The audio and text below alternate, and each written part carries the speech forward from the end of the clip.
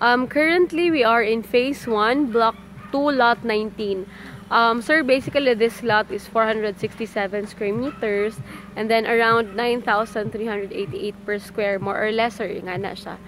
So, basically, this is the view of the lot itself. So, on your left side, sir, murag, nalay isa ka lot, and nanay balay. So, for this area, na nakay mga immediate silingan diretso. So, if na kay two-story house, sir, basically, you will have the view of sa city na. Di lang nako siya makuan, mataas. So, on your other side, on your right side, sir, ongoing ang construction na for our lot owner for the lot 20. So, this one. And then, the nice thing, sir, about this lot is, it's a cul-de-sac. So, kaning area ninyo dinhi is, dili kay siya nga nakadaghan.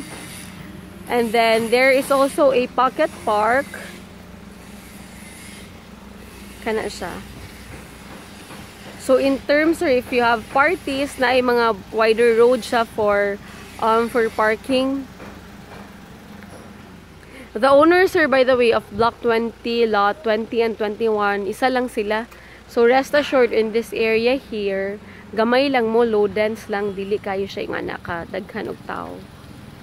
So, basically, that's the Phase 1, Block 2, Lot 19.